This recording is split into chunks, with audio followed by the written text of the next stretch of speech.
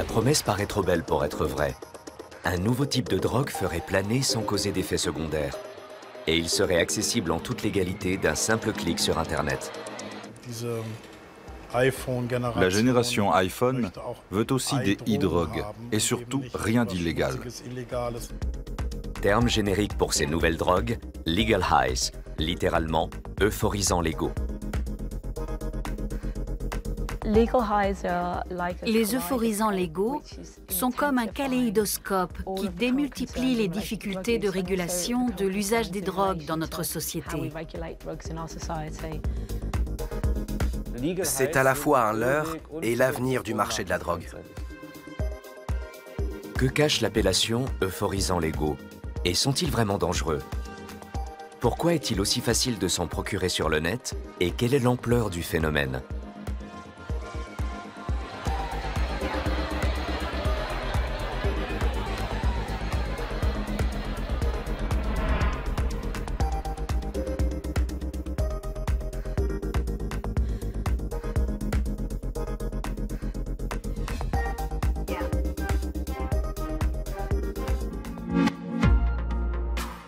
Nous sommes en quête de l'état d'euphorie dès la naissance.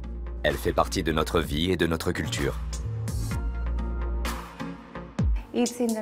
C'est tout simplement dans la nature humaine de rechercher des moyens d'être euphorique. Le besoin d'euphorie a toujours existé, que ce soit par l'absinthe, la fée verte au XIXe siècle, l'alcool au Moyen Âge, ou encore le laudanum qu'on utilisait dans l'ancien empire égyptien. Trois drogues classiques ont marqué le XXe siècle. Le cannabis, une valeur sûre depuis les années 60. La cocaïne, la drogue des années 80. Et bien sûr l'héroïne, opiacé mortel qui aujourd'hui encore fait des ravages. Autrefois, on utilisait comme matière première des produits végétaux ou animaux. Aujourd'hui, on a affaire à des substances chimiques de synthèse, mais qui remplissent la même fonction. L'une des premières drogues de synthèse de l'histoire est une amphétamine fabriquée pour doper les soldats de la Wehrmacht. Pendant la bataille de France en mai-juin 1940, l'Allemagne leur fournira 35 millions de cachets de pervitine. Années 60, le LSD invite les hippies à un voyage introspectif. Dans les années 80, une drogue semi-synthétique sème la panique et fait les gros titres, surtout aux États-Unis, le crack. L'ecstasy, appelée aussi MDMA, domine la vie nocturne des années 90. Le dernier arrivé sur le marché est considéré comme un véritable fléau, le crystal meth, de la famille des méthamphétamines, comme la pervitine. Les hommes, comme tous les autres êtres vivants, ont besoin d'euphorie. Alors ils vont la chercher, cette euphorie.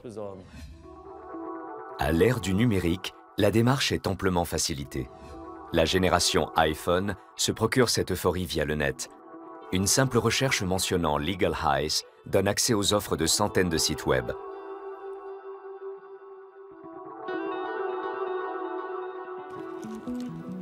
Avec leur emballage coloré, les petits sachets d'euphorisants légaux ont tout pour séduire les jeunes consommateurs. On en trouve même sur Amazon. L'acheteur règle par carte bancaire et reçoit les drogues de son choix par la poste, directement chez lui. Ces substances chimiques accessibles légalement peuvent pourtant détruire des vies. Stephen Geyer travaille pour le musée du chanvre de Berlin. Il souhaite informer sur le chanvre tant sur son usage textile que récréatif. Le jeune homme est un représentant de la culture des drogues classiques. Il s'intéresse depuis plusieurs années aux euphorisants légaux.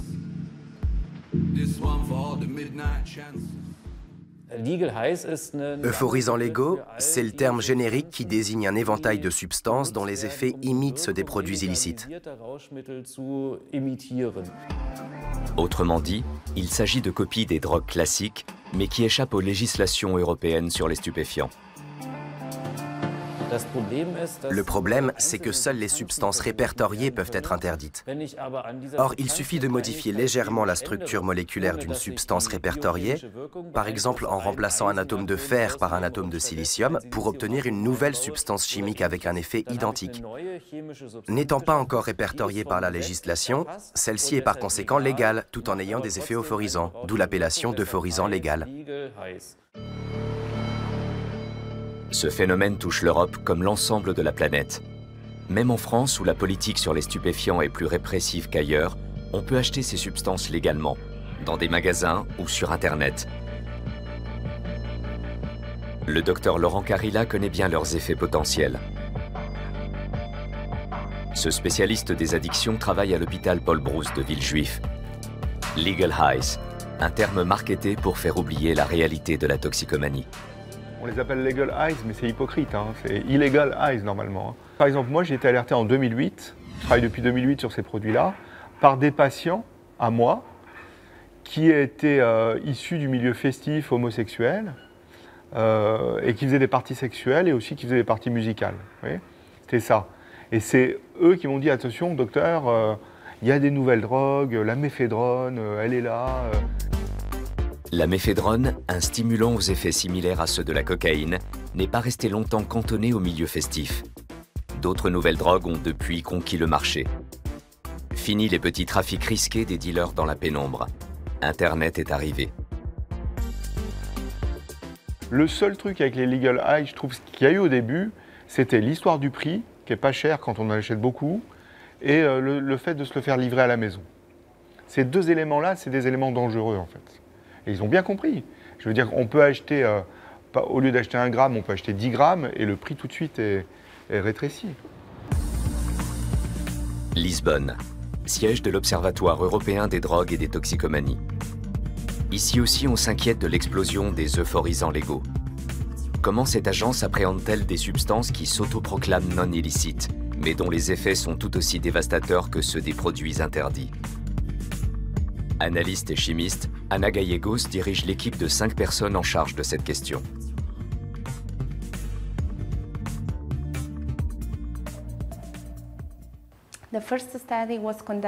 La première étude sur le sujet a été menée en 2011.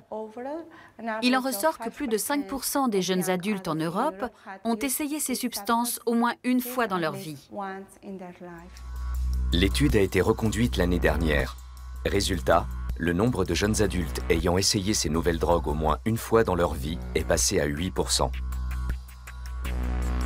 L'offre de dérivés synthétiques de la catinone commercialisée sous le nom de sel de bain n'a jamais été aussi élevée. Idem avec les cannabinoïdes synthétiques et d'autres drogues chimiques non illicites. Le nombre de nouveaux produits déferlant sur le marché européen augmente presque chaque année.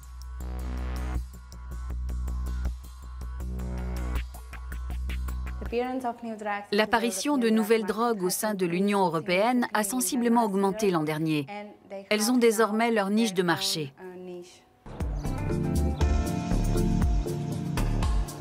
Thorsten Binczek-Domas dirige le service de toxicologie clinique du Labor Berlin, qui dépend du CHU de la Charité.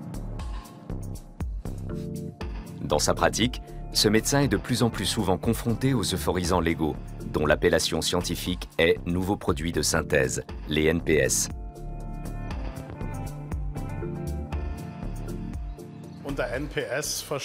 L'appellation NPS, qui désigne les nouvelles substances psychoactives, ne renseigne pas sur leur statut légal. Toutes ces substances ont des effets sur le système nerveux central, c'est-à-dire sur le cerveau, mais de manière très diverse, ce dont l'appellation ne rend pas compte non plus. Tous les effets sont possibles. Apaisement, modification de la conscience, stimulation ou un mélange de tous ces effets. Le terme nouveau renvoie au fait qu'il s'agit de composés synthétiques très récents qui ne sont pas obtenus à partir de substances végétales ou naturelles, mais ont été entièrement fabriqués en laboratoire de façon artificielle.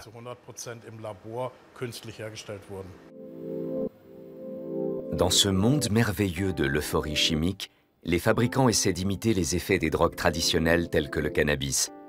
Mais les NPS sont bien souvent beaucoup plus agressifs qu'elles. On dispose désormais d'études qui montrent que certaines de ces substances sont 40 fois plus puissantes que le THC, le principe actif du cannabis. L'effet sur une personne qui est complètement novice peut être si intense qu'elle va être sujette à des hallucinations particulièrement importantes. Les gens voient des choses qui n'existent pas, ils entendent des voix, sont plongés dans de grands états d'anxiété, ont peur de perdre la raison parce qu'ils n'arrivent pas à gérer cette modification de la perception, n'ayant aucune expérience. Autrement dit, le cerveau n'a pas intégré ce mécanisme de compensation qui lui permettrait de gérer, si l'on peut dire, cette modification de son état de service.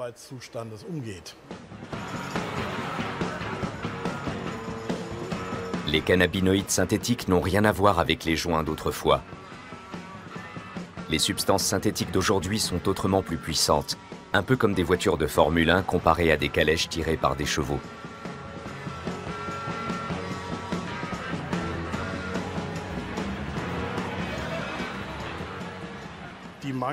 Monkeys Go Banana ou Tropical Car Perfume ne sont pas des parfums pour voiture, il n'y a pas de petits sapins parfumés à l'intérieur.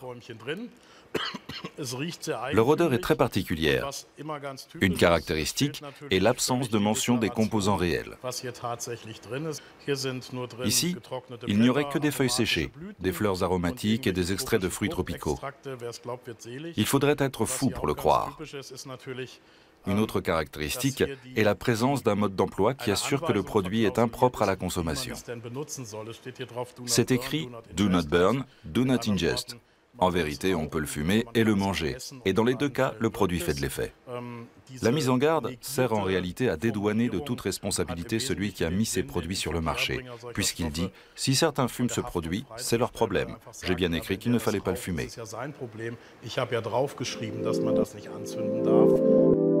La plupart des NPS se fument comme le cannabis, se sniffent comme la cocaïne ou s'injectent après avoir été chauffés comme l'héroïne. Mais quel est leur effet ? C'est difficile à expliquer à quelqu'un qui n'a jamais pris de drogue. Pour moi, ça se passe comme ça. On a une montée, comme si on était propulsé par une fusée. Ça tient peut-être une demi-heure. Après, c'est la dégringolade. Et c'est tellement brutal qu'on en reprend pour pouvoir repartir aussitôt. Les usagers des NPS se recrutent dans le milieu traditionnel des drogues dures, mais surtout dans le milieu festif, soirées, concerts ou festivals. La prise de produits suit souvent un calendrier bien précis. La prise de substances psychoactives suit souvent une véritable chorégraphie du week-end. Les usagers planifient très précisément quand ils vont prendre telle ou telle substance afin d'être toujours dans l'ambiance du moment. On prend un psychostimulant quand on fait la fête, qu'il faut être extraverti, et quand il faut ralentir le rythme, on prend un tranquillisant pour se détendre, pour se relaxer, parce qu'on veut être fatigué, se blottir dans un coin, manger quelque chose. Il y a donc une sorte d'agenda de la drogue. Les gens savent précisément quand ils doivent prendre telle ou telle substance. Ils connaissent la durée d'action des produits, ils connaissent leurs réactions individuelles, ils savent aussi quel mélange fonctionne bien et quel mélange risque de ne pas fonctionner. Il a fallu quelques années avant que ce savoir se répande parmi les usagers. Petit retour sur l'histoire des nouveaux produits de synthèse.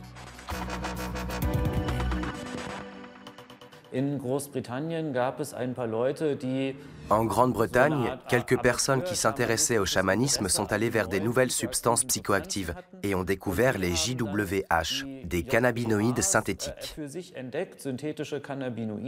Ils en ont synthétisé en grande quantité, ou en ont acheté, ce n'est pas très clair, et ensuite ils ont commencé à proposer ces nouvelles drogues légales en Grande-Bretagne, notamment dans le milieu des festivals techno.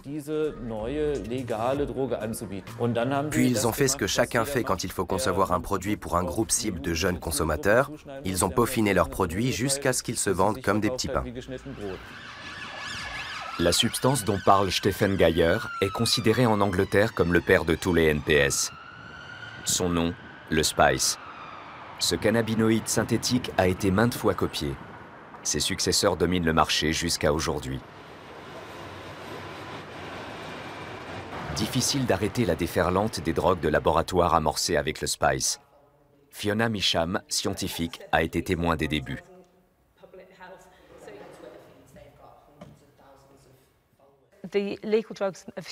Les euphorisants légaux ont toujours été un moyen de contourner la politique et les contrôles législatifs sur les stupéfiants au Royaume-Uni. Mais je pense que l'une des raisons de l'engouement pour les euphorisants légaux, à cette époque-là et dans ce pays-là précisément, est que les drogues illicites avaient un degré de pureté très faible ou étaient très difficiles à obtenir.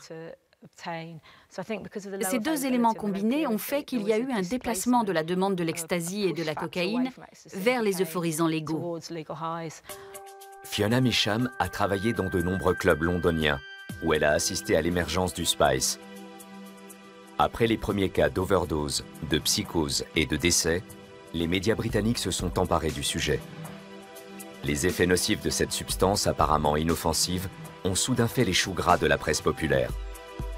Mais au lieu de décourager les consommateurs potentiels, ces révélations ont attisé leur curiosité et de plus en plus de jeunes ont goûté à cette nouvelle drogue miracle, à la réputation sulfureuse.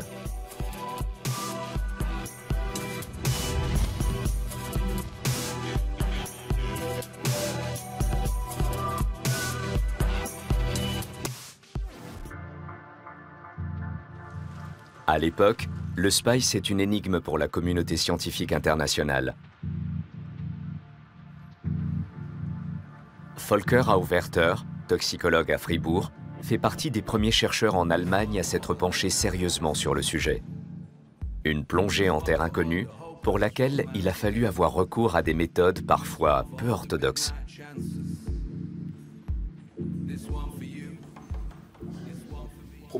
Le problème était que nous n'arrivions à identifier aucune substance du produit que nous avions commandé. Nous nous sommes donc demandé s'il ne s'agissait pas d'un placebo sans principe actif.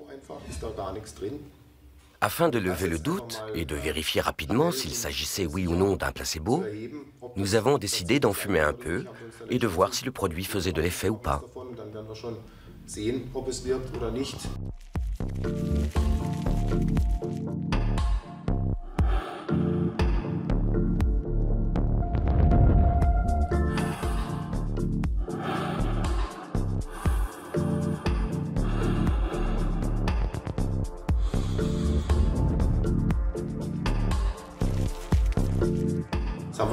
Aussitôt dit, aussitôt fait.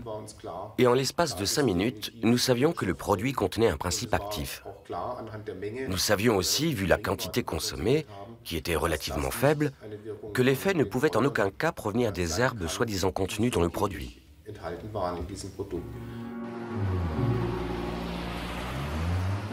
À Manchester aussi, on traque les composants des nouveaux produits de synthèse. La ville est connue pour sa vie nocturne, où les drogues traditionnelles sont implantées depuis longtemps. Comme à Londres, les scientifiques cherchent à mieux comprendre les drogues festives apparues récemment.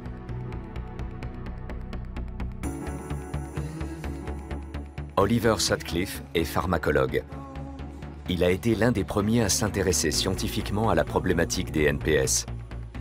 Il est aujourd'hui considéré comme l'un des meilleurs experts dans ce domaine. J'étais en train de lire dans le métro un article à propos du succès au Royaume-Uni des nouvelles substances psychoactives, les euphorisants légaux. Comme l'article mentionnait quelques noms chimiques, j'ai regardé si des articles avaient déjà été publiés sur le sujet. En épluchant la littérature scientifique, je me suis aperçu que rien n'avait été publié. Il y avait donc une lacune sur le marché. Aucune méthode n'avait été développée pour isoler les composants. Leur composition chimique, de même que leur pharmacologie et leur biologie, restaient mal comprises. De toute évidence, il y avait une lacune. Pour les profanes, la synthèse de psychotropes à partir de substances chimiques de base peut s'avérer compliquée. Pour les chimistes comme Oliver Sutcliffe, en revanche, la fabrication de nouveaux produits de synthèse n'est pas difficile. Le pharmacologue a déjà copié bon nombre de ces produits à des fins scientifiques.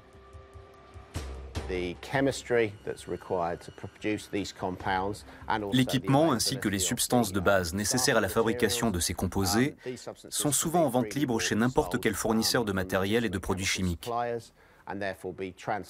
Et on peut très facilement produire des NPS avec une installation peu sophistiquée. Pas besoin de laboratoire high-tech. Les NPS sont essentiellement produits à l'étranger.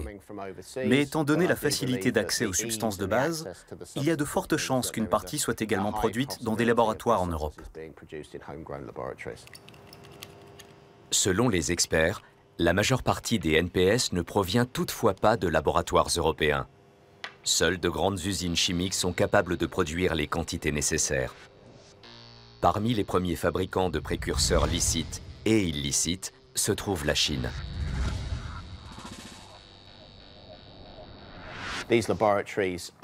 Ces laboratoires produisent de grandes quantités de substances, probablement de l'ordre de plusieurs sacs par jour.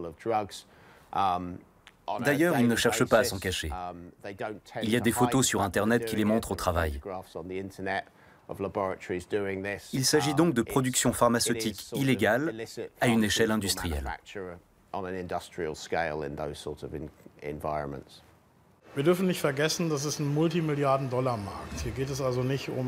Ne perdons pas de vue que c'est un marché qui se chiffre en milliards de dollars.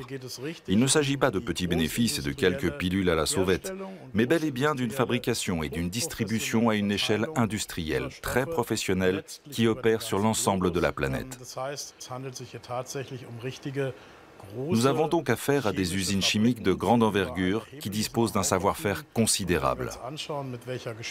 Quand on voit à quelle vitesse apparaissent de nouvelles substances de synthèse entièrement inédites, il est évident qu'il doit y avoir des départements de recherche et développement suffisamment importants et compétents pour alimenter en continu l'offre en nouvelles substances psychoactives.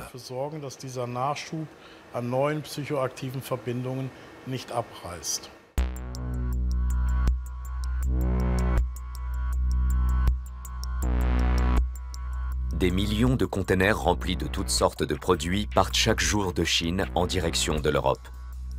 Ce flux incessant de marchandises maintient en vie notre système économique, mais aussi le trafic international de stupéfiants. Car entre les innombrables biens de consommation se trouvent les principes actifs des NPS, déclarés par exemple en tant que talc ou oxyde de titane. Ces substances souvent légales passent ainsi les douanes et sont acheminées jusqu'à leurs clients européens. Elles sont ensuite préparées et conditionnées par des fournisseurs locaux avant d'être vendues sur le net. Un énorme marché, très lucratif.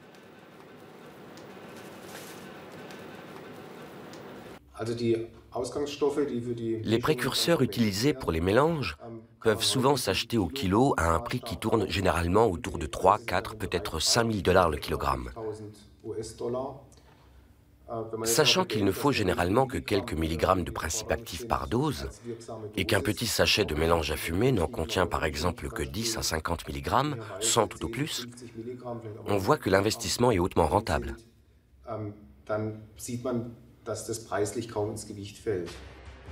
En bout de la chaîne de production, il y a donc souvent l'Europe.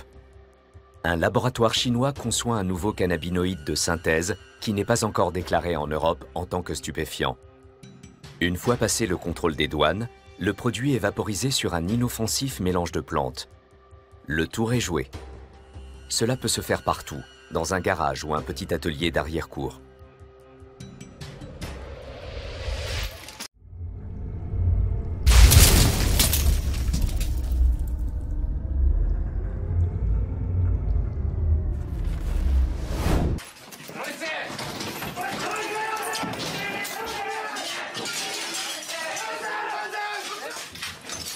Nul ne sait combien de petits laboratoires il existe vraiment en Europe. Mais les policiers ne cessent d'en découvrir, comme ici en République tchèque. On y fabriquait surtout du cristal meth. La fabrication, la vente et la possession de cette drogue étant strictement interdites, les forces de l'ordre ont pu intervenir. Mais quelles armes utiliser contre les drogues qui, grâce au savoir-faire de chimistes, ont toujours une longueur d'avance sur le législateur? Les cerveaux derrière ces trafics juteux n'ont jusqu'à présent en tout cas pas à craindre les descentes de police. De toute évidence, cette activité est très rentable pour certains trafiquants, qui peuvent engranger d'importants bénéfices à partir d'un investissement minime. Presque comme dans un supermarché, les fabricants proposent leurs produits aux emballages séduisants à des consommateurs souvent jeunes. Avec leurs noms marrants et leurs emballages colorés, ces produits font davantage penser à des bonbons qu'à des substances illégales, dangereuses, repoussantes, qu'on sort à la va-vite d'une poche de pantalon. Ces produits sont commercialisés comme des millions d'autres produits. Autrement dit, ils perdent un peu de leur statut de substance dangereuse et difficile d'accès pour devenir des articles de consommation courante, comme le dentifrice. Des emballages colorés, d'apparence anodine, bien loin de la réalité de certains consommateurs des nouveaux produits de synthèse qui finissent par tomber dans l'addiction.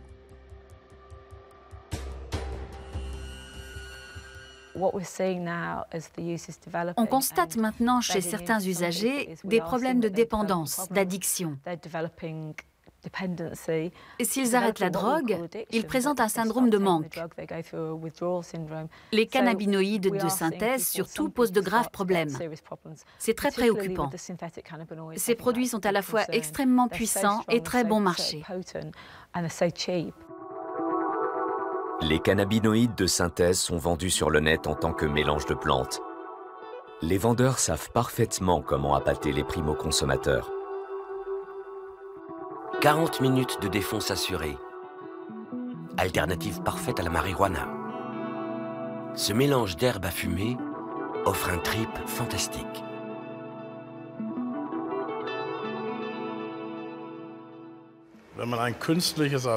La consommation de cannabinoïdes artificiels, synthétiques, provoque des effets similaires à ceux obtenus en fumant du cannabis. Les molécules de cannabinoïdes synthétiques sont conçues de telle sorte qu'elles se fixent dans le cerveau sur les mêmes récepteurs que le tétrahydrocannabinol, ou THC, un nom à rallonge qui désigne simplement le principe actif du cannabis. Un récepteur, c'est une grosse molécule de protéines qui est ancrée dans la membrane d'une cellule nerveuse. La molécule de cannabinoïde vient s'y fixer un peu comme une clé dans une serrure, ce qui déclenche l'envoi par le récepteur d'un signal à l'intérieur de la cellule. Mais la différence, et elle est de taille, c'est que les cannabinoïdes synthétiques, ou tout du moins certains d'entre eux, produisent en se fixant sur le récepteur un effet beaucoup plus puissant que le THC biologique. La puissance des cannabinoïdes de synthèse et leurs effets imprévisibles sur le cerveau font courir un risque aux consommateurs. Mais les cannabinoïdes interagissent aussi avec le reste du corps humain, qui est tout entier parcouru par un réseau de récepteurs. Les cannabinoïdes de synthèse sont comme une bombe lâchée dans ce réseau. Et nul ne sait combien de bombes le corps peut supporter et sur quelle durée.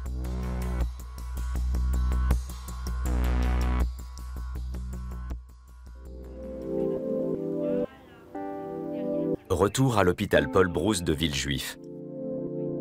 De nombreux patients se battent contre des pathologies lourdes provoquées par la consommation de drogues classiques.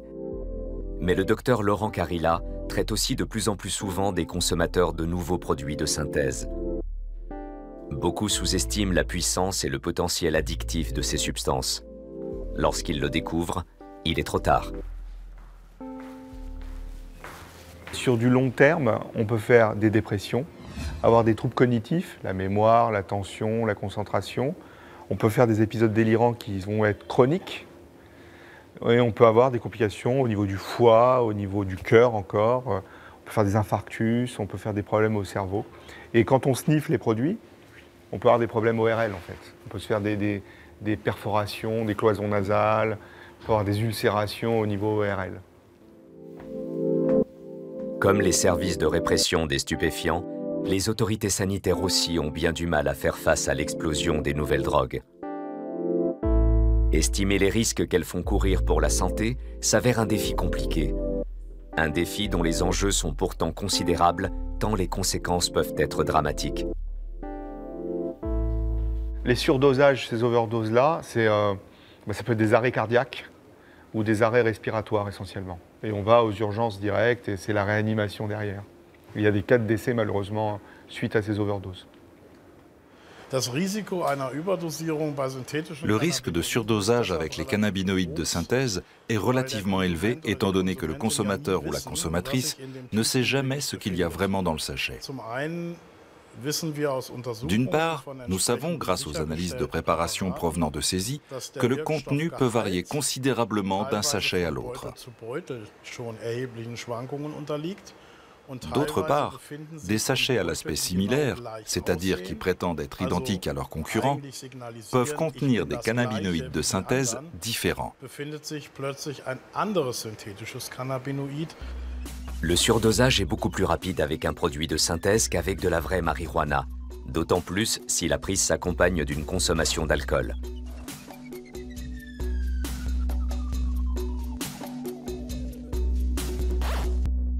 C'est pour obtenir ce genre d'informations que de nombreux consommateurs consultent Internet.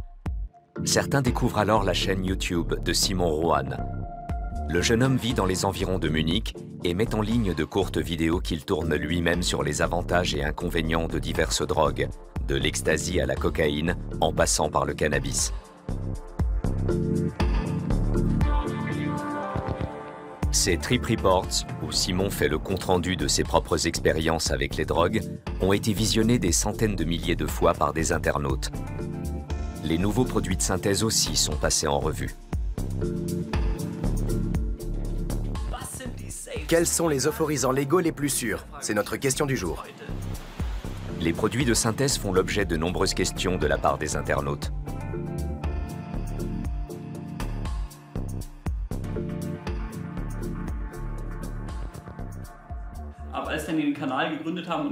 Depuis le début de la chaîne, on me sollicite tout le temps pour que je fasse telle ou telle vidéo. Et je suis toujours surpris du nombre de personnes qui m'écrivent, du genre « Yo, fais-nous une vidéo sur les legal highs, j'ai essayé le couch trip, tu peux nous montrer quel effet ça fait sur toi ?» Du coup, je leur réponds que perso, ça ne m'intéresse pas d'essayer et que je ferai peut-être une vidéo dessus, mais pas à partir de ma propre expérience. La défiance de Simon rejoint celle de nombreux consommateurs qui, sur ces forums, échangent leur expérience sur les NPS.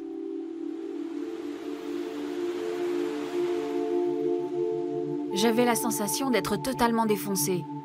Un pote est devenu tout jaune, il a dû se faire vomir et s'est retrouvé dans un état de transe. Beaucoup feront de mauvaises expériences avec les legal highs, mais ça tient sûrement à un mauvais dosage ou à un mauvais environnement. J'ai fumé ce truc régulièrement pendant 6 mois. J'étais complètement accro, physiquement et mentalement. On a le cerveau retourné, mais on pense que la vie ne vaut rien sans ce truc. Ça fait 7 mois maintenant que j'ai arrêté, et je ne souhaite pas, même à mes ennemis, d'en fumer. Les demandes des internautes sont souvent les mêmes, du genre « Fais-nous des vidéos sur les legal highs, mais fais gaffe à bien en dégoûter les gens, parce que j'ai essayé et mes expériences ont été négatives. » Beaucoup de ceux qui me réclament une vidéo sur le sujet et qui ont eux-mêmes essayé ces substances veulent que je parle des effets négatifs. L'image des legal highs est très mauvaise. Par contre, ceux qui commencent tout juste à s'intéresser aux substances psychédéliques, surtout les jeunes, ne sont pas informés et ne peuvent pas s'appuyer sur leur expérience. Les produits sont surtout ciblés pour les jeunes, par exemple avec des nanas à poil sur les emballages. Ils prétendent souvent être sans conséquences pour la santé. Super, pas de soucis, c'est pareil que l'herbe. Et donc forcément, les consommateurs tombent dans le panneau, surtout les jeunes. Outre les cannabinoïdes de synthèse ou mélange de plantes, les NPS regroupent une autre famille de substances de plus en plus consommées. Il s'agit de drogues de laboratoire aux effets souvent dévastateurs pour la santé. Les catinones de synthèse, mieux connues sous l'appellation de sel de bain.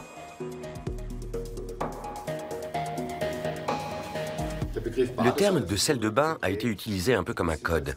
Mais le produit que l'on achète sous cette appellation n'a évidemment rien à voir avec de vrais sels de bain, sauf qu'il est blanc et se présente sous forme de cristaux. Ce qui se cache derrière, ce sont généralement des stimulants. Comparé par exemple à l'Allemagne ou aux Pays-Bas, la France est l'un des pays européens où la législation en matière de stupéfiants est la plus répressive. Non répertoriés, les nouveaux produits de synthèse échappent cependant aux poursuites. De nombreux patients du docteur Carilla se sont tournés vers les sels de bain, considérées comme une alternative plus sûre que les drogues dures. La méphédrone, elle se comporte comme la drogue méthamphétamine, donc avec des effets plutôt stimulants, l'euphorie, etc. Et comme il y a eu des cas de décès, cette drogue a été interdite. Mais, sans exagérer, 1 minute après, sur Internet, circulaient d'autres drogues. Et il y a d'autres drogues qui sont très à la mode. Il y a la MDPV. La MDPV, elle se comporte exactement comme la cocaïne. Vous avez d'autres drogues comme la méthylone. La méthylone, c'est vraiment... Méthylone, c'est l'image en miroir de la MDMA. Elle se comporte comme la MDMA. Et là, il y en a une récente qui a fait un peu de bruit aux États-Unis, qui s'appelle Flakka, qui est l'alpha-PVP. Et en fait, ça donne des troubles du comportement importants, de la paranoïa, on peut se suicider, et on peut avoir des troubles du comportement bizarres, comme il y a eu des cas où les gens se mettent nus dans la rue, à courir, à crier. Et il y a eu des cas de comportement où il y en a un qui faisait l'amour à un arbre, en fait. Ouais, donc c'est vraiment des troubles du comportement bizarres. Munich. Dans la capitale bavaroise aussi, les nouveaux produits de synthèse se sont implantés dans les milieux de la drogue. Les NPS sont utilisés par de nombreux toxicomanes comme complément, voire comme substitut aux drogues dures. Stefan Walcher, médecin spécialiste des addictions, est co-directeur d'une clinique. Témoin au quotidien de la souffrance des toxicomanes, il observe le remplacement des drogues classiques par les nouveaux produits de synthèse. Cela crée un mélange très explosif qui a indubitablement contribué à une augmentation substantielle du nombre de décès liés à l'usage de stupéfiants pour la 2e année consécutive. Du point de vue statistique, on constate que les opiacés classiques, comme l'héroïne et la méthadone, jouent un rôle de plus en plus mineur et sont évincés par de nouvelles substances. À Francfort, une ville qui a une longue expérience avec les drogues dures, on assiste aussi à une mutation. Comme la police le constate lors des contrôles et des fouilles, les nouvelles drogues synthétiques sont déjà bien implantées, notamment les sels de bain, très répandus chez les usagers.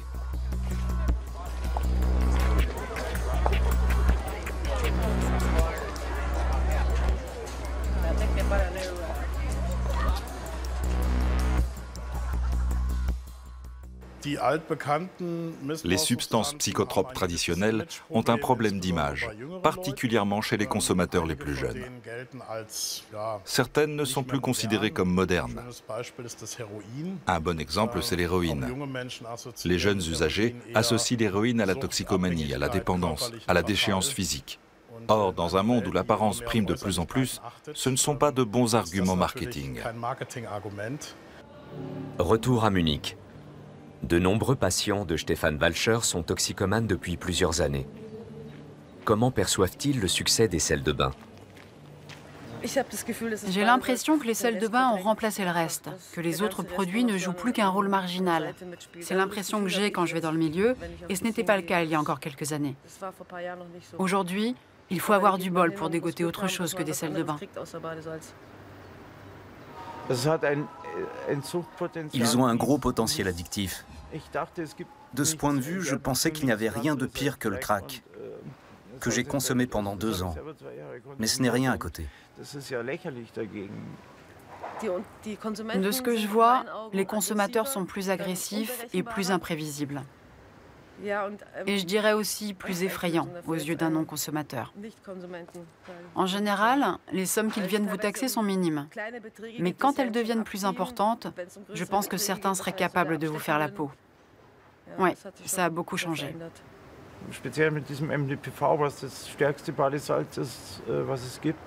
La MDPV est le sel de bain le plus puissant qui existe. La montée, l'effet euphorisant, dure jusqu'à 30 minutes. Aucune autre catégorie de drogue au monde, aucune, ne conduit aussi vite à une déchéance physique et sociale. Toute médaille a son revers. Parents d'usagers, mais aussi législateurs, observent cette déferlante de nouvelles drogues avec impuissance et perplexité. Pour Anna Gallegos de l'Observatoire européen des drogues et des toxicomanies, Les nouveaux produits de synthèse et leurs millions de petites pilules ne peuvent être combattus avec les moyens actuels. C'est comme le jeu du chat et de la souris. Dès qu'une substance fait l'objet d'un contrôle, une nouvelle apparaît qui cherche à remplacer la précédente. Idem avec les définitions génériques. Dès qu'une nouvelle définition générique est mise en place, les fabricants opèrent de légères modifications sur la structure chimique afin d'obtenir une nouvelle famille de substances qui présentent des effets similaires, mais ne font pas l'objet d'un contrôle.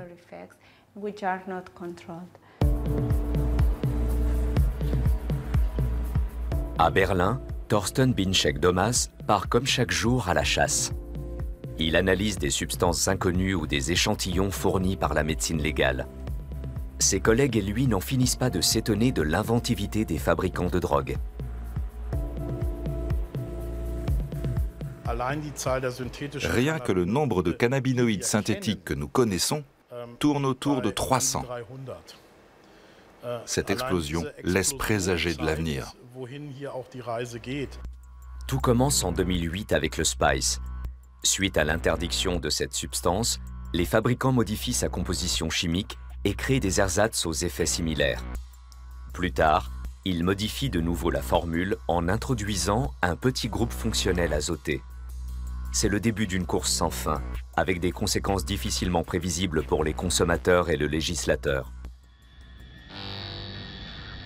L'apparition permanente de nouvelles variantes explique en partie pourquoi il est difficile d'empêcher leur livraison en Europe.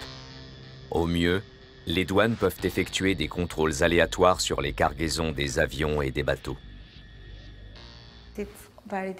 Il est très difficile d'avoir une vue d'ensemble des saisies en termes de quantité, ainsi que d'identifier les nouveaux produits de synthèse en circulation. Les scanners ne détectent généralement pas les nouveaux produits de synthèse. Qui veut ramener de Chine quelques principes actifs a donc de bonnes chances de passer les douanes sans encombre. Et lorsqu'un chien policier est entraîné à détecter un mélange de plantes données, un nouveau mélange l'a depuis longtemps remplacé. On enregistre pourtant des succès. Entre 2009 et 2013, la quantité de sel de bain saisie a augmenté d'environ 1 tonne par an. Des saisies plus importantes, mais aussi plus fréquentes. Un contrôle sur un peu plus de 10 000 s'est avéré positif. Les cannabinoïdes synthétiques aussi ont été davantage confisqués. Cette augmentation signifie-t-elle que le trafic se développe? De nombreux spécialistes pensent en tout cas que les contrôles ne sont pas plus efficaces. Il ne s'agit plus seulement de contrôler quelques flux de marchandises importants où les quantités saisies sont colossales. On assiste aujourd'hui à un transport de fourmis, avec des milliers de petits paquets et de petits sachets plastiques expédiés de Shanghai ou d'ailleurs dans l'espace Schengen. Là, la marchandise est répartie très rapidement, ce qui est dans l'intérêt des transporteurs. Résultat, les douanes ont peu de possibilités d'effectuer des contrôles efficaces, c'est-à-dire de vraiment vérifier ce qu'il y a à l'intérieur.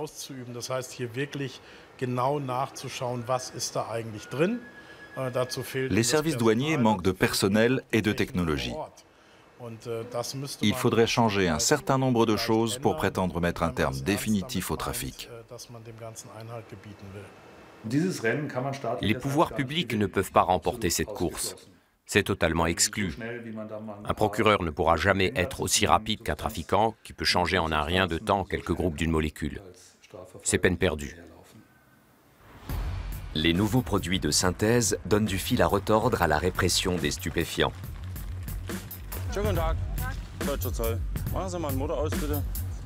Car s'il est quasiment impossible de détecter ces substances et de les retirer du marché, comment prouver qu'un individu en a consommé? Que se passe-t-il si une personne commet un crime ou est impliquée dans un accident de la circulation sous l'influence de ces nouveaux produits de synthèse?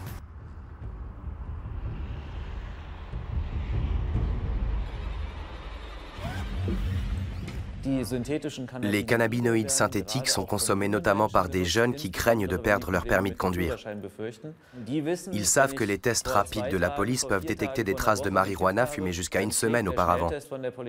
On va leur retirer leur permis, ils vont devoir passer un test d'aptitude psychologique à la conduite, payer une grosse amende, etc. Alors qu'ils peuvent éviter tout ça en achetant un mélange de plantes qui contient, on le sait bien, d'autres principes actifs que les plantes. Un des attraits principaux pour les consommateurs reste le mythe selon lequel ces drogues ne pourraient pas être détectées du tout. Effectivement, les tests rapides qu'on utilise dans le cadre des contrôles d'aptitude psychologique à la conduite ne sont pas en mesure de mettre en évidence un grand nombre de ces substances. En revanche, des examens de laboratoire plus poussés peuvent désormais détecter chacune d'entre elles. Longs et fastidieux, ces tests en laboratoire ne sont cependant d'aucune utilité aux médecins confrontés à des urgences vitales.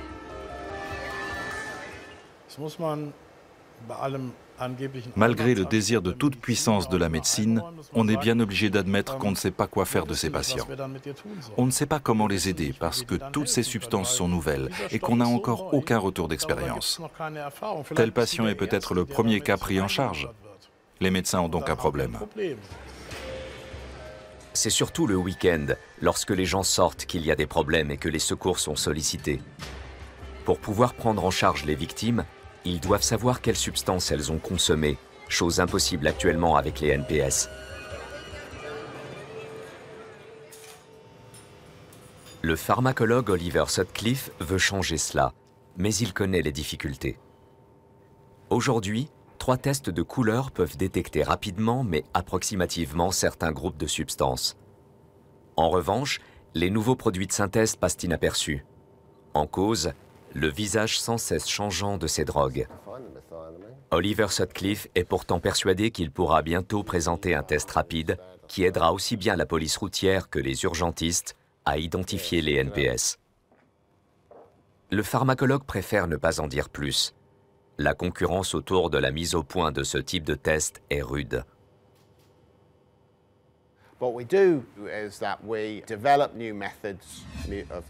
Nous développons de nouvelles méthodes de détection permettant une utilisation soit sur le terrain, soit en laboratoire, destinées à identifier les classes de composés, ce qui n'est pas forcément aisé avec les techniques standards. Nous prenons donc des produits que nous avons achetés ou qui sont issus de saisie et nous isolons leurs composants afin de savoir ce qu'il y a à l'intérieur de ces sachets.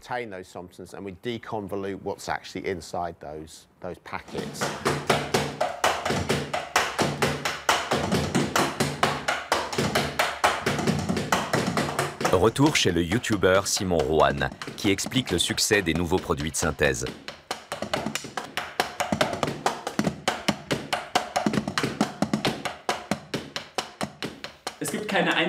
Il n'y a pas de séparation nette entre ceux qui consommeraient seulement des legal highs et ceux qui consommeraient des drogues illicites. Ce sont généralement les mêmes. C'est juste que les consommateurs de legal highs ne sont pas en mesure de dégoter des substances illicites au moment où ils les cherchent. Alors, ils se rabattent sur les legal highs. Mais interdire ces drogues n'empêche pas les gens d'en prendre. Ça les empêche juste de prendre un type de drogue donné à un moment donné. La prolifération constante des nouveaux produits de synthèse alimente le débat sur la légalisation des stupéfiants en Europe.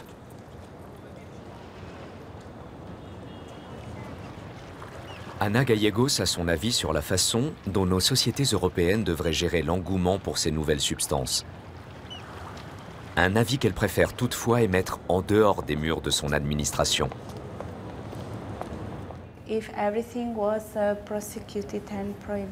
La prohibition et le tout répressif constitueraient une approche très coûteuse, qui de plus n'apporterait pas les résultats escomptés. Chaque substance présente une dangerosité qui lui est propre.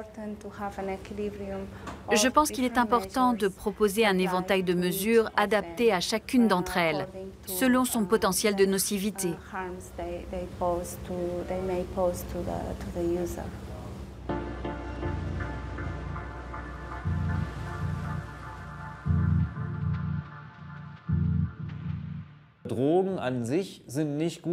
Les drogues ne sont pas bonnes ou mauvaises en soi.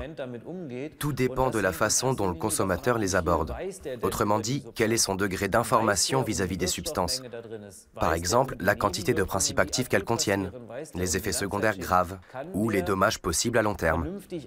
Bref, peut-il estimer en toute connaissance de cause si consommer telle ou telle drogue est une décision raisonnable ou pas? Et ça, on y parviendra seulement si on en parle. Moins de tabous, plus d'informations transparentes, plus de services d'aide faciles d'accès. Et on en est loin. Notre société doit-elle revoir son rapport à ces substances? Allons-nous être submergés par ces nouvelles drogues sans pouvoir les interdire? Thorsten Binchek-Domas mise sur la sensibilisation. Il se rend dans les écoles à la rencontre des jeunes. J'ai une jolie anecdote à propos d'une élève de 15 ans. Dans le cadre d'un débat, elle s'est soudain levée, passablement énervée, et s'est mise à crier que ça ne regardait qu'elle si un jour elle décidait de foutre sa vie en l'air avec les drogues.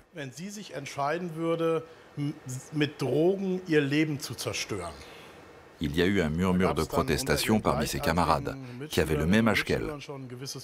Tous ne partageaient visiblement pas son avis. L'argument asséné était « ça ne regarde que moi ».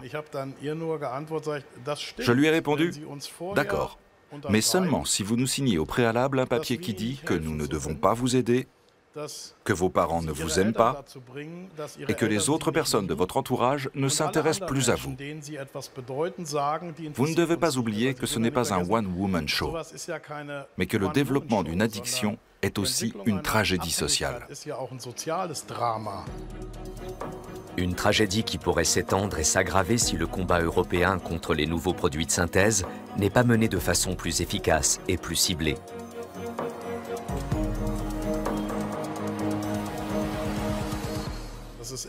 C'est une attitude très égoïste de la part de quelqu'un de dire « ça m'est égal, c'est ce que je veux, j'en supporterai les conséquences », parce que c'est un leurre. Les conséquences à la fin, nous les supportons tous un peu. Les chercheurs pensent que l'on peut d'ores et déjà concevoir de nouvelles drogues qui euphorisent sans nuire gravement à la santé. Mais d'ici là, force est de constater, le monde enchanteur des nouveaux produits de synthèse est une illusion. Back to the roots.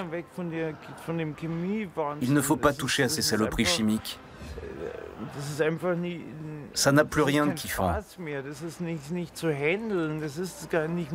Ce n'est plus comme avant, quand on fumait un joint autour d'un feu de camp, pendant qu'un pote jouait de la guitare. Il faut voir leur pouvoir addictif. Ces substances sont très puissantes. Legal Highs. Le nom a un côté sympa et inoffensif.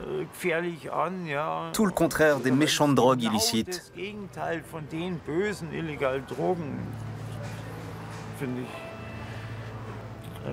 Mais n'y touchez pas.